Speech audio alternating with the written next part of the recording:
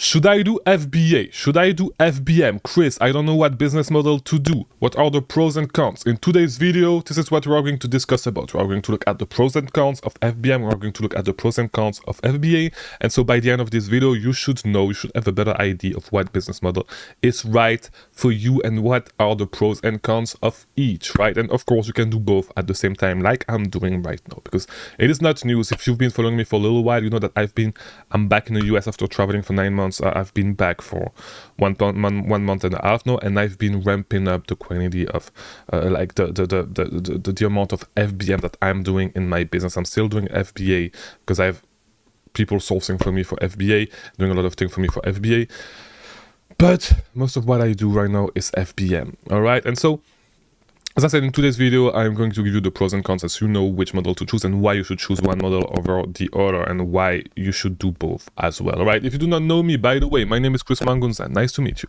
I release daily videos about selling on Amazon right here on YouTube for 100% free. You have everything that you need to become 7-figure sellers. It's just a ton of videos. All right, so if you want to learn more, if you want to learn faster, I offer coaching. There's a link in the description that explains everything. All right, so should you do FBA? Should you do FBM? So what are the reasons why somebody would do FBM over FBA? Because everybody knows Amazon FBA, okay? And what does FBA stand for? FBA stands for Fulfilled by Amazon, right? And so what does that mean? It means that Amazon takes care of the fulfillment, the customer service, and the storage of your products, okay? Pretty much everything, all right? So what does it entail? So when you have your products, you are gonna need to prep your products by sticking a label on them and then either polybagging it or whatever, based on what Amazon wants, and then you're going to send your products to Amazon. All right. So when that is done, they are going to store your products until you have a sale, and then they are going to take the product to pick your products and ship it to the customer whenever you have a sale. All right. So that is what FBA is. The reason why FBA is great is because you can do it from wherever you want in the world. Okay, and you can work pretty much when you want, because you can work with what we call a prep center. Okay, a prep center is a company where you are going to send your items. All right, you're going to purchase. Let's say you purchase your products from Nike.com. You're going to place your order from Nike.com. You are going to ship that order instead of shipping it to your house. You're going to ship that order to your prep center. They're going to receive your order from Nike.com, get everything ready, and ship it to Amazon for a small fee.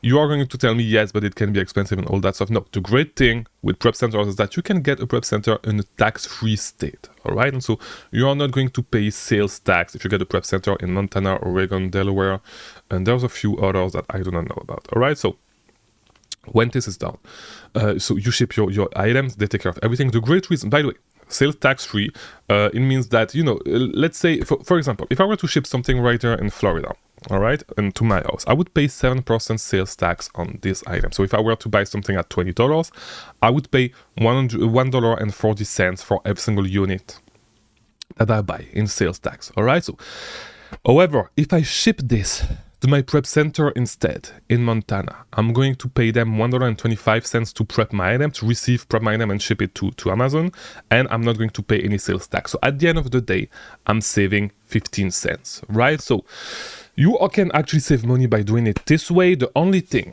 and this is the big downside with Amazon, Amazon FBA, with FBA. The big downside is that it takes a lot of time to be able to get your product available for sale, right? Because you need to place your order. So the time, and of course, it's going to be the same thing if you do online arbitrage anyway. It's going to take you a few days to receive your items after placing your orders, right? And I made a whole video about that subject.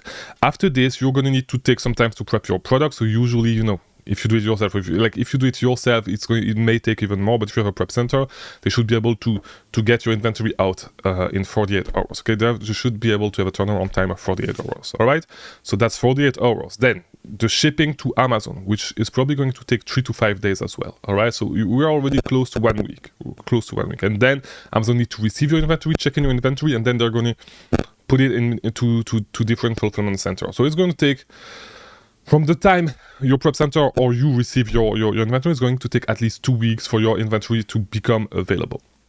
That's one of the big cons.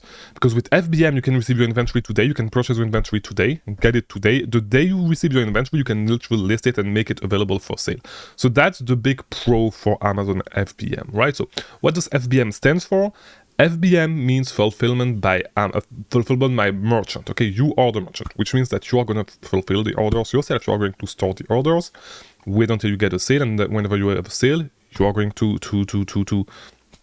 fulfill the order yourself by going to the post office, to UPS, or to FedEx, whatever, right? So, of course, this is great. The only thing is that it is actually a lot of work. You know, if you do a lot of FBM orders, it is a lot of work, and every single day you are going to need to either wait for a pickup from USPS, and I just deliver them myself. I just go myself because I don't only use USPS. I'm right next to the post office, but sometimes I have things going through UPS because it's cheaper, and through FedEx as well because sometimes it's cheaper as well. So what you're going to need to do is you're going to have a cutoff time on your account, and mine is 4 p.m. for example, 4 p.m. EST, which means that every single order that I receive before 4 p.m. I'm shipping them out the same day because I have 0-day handling time, and if you want to optimize and get as many sales as possible, this is how you need to set it up, right? So until 4 p.m. you can order from me until 4 p.m. on Amazon, and if you order before 4 p.m. I'm shipping the orders the same day, all right, because I have 0 days handling time. So it is going to take a ton of time because I need to be home.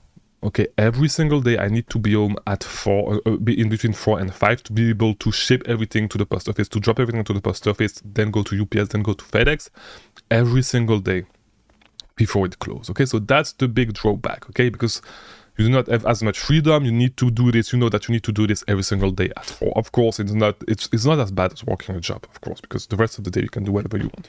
But even before that, usually right now I need to start prepping my orders. I need to start getting my FBM orders ready before 4 p.m. because I just get too many orders and it's just a pain to get them ready. So it's not taking me the whole day yet, but I need to start maybe 1 hour or 30 minutes before 4 p.m. I need to already start.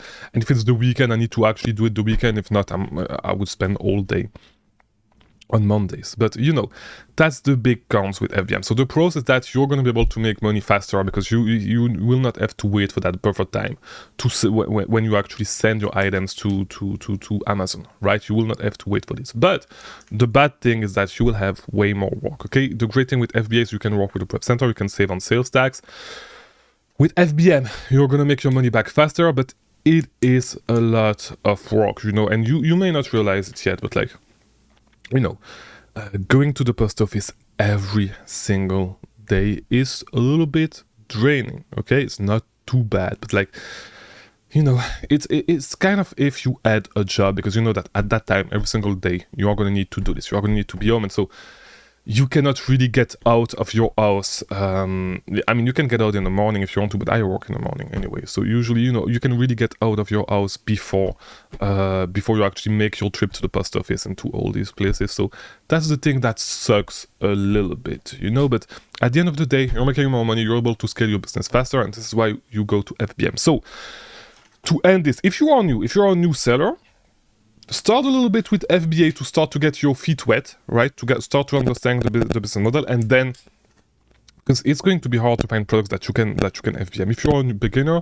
you do not know too much about Keepa, it's going to be a little bit hard. But start a little bit with FBA and then go 100% FBM if you're a beginner to flip your money faster, grow your money faster, and then go to FBA where you have more money when you can actually outsource to a prep center. Myself, I'm doing both because I have some products that I ship to my prep center that they take care of it because of the tax. You know, if it's products that are expensive like shoes or specific replants that I have, it's going to the prep center. However, all the cheap items that I do ship them to my house right here in Miami.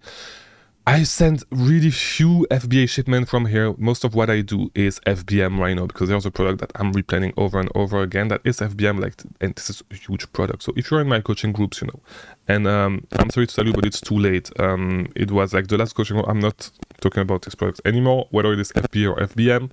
Too late for you guys. You had to join the previous coaching groups, but there's going to be new loops in the next coaching groups if you want to join them. All right, so that's it for today's video. If you want to keep learning, watch this video right here. I'll see you tomorrow for a new video. Thank you for watching.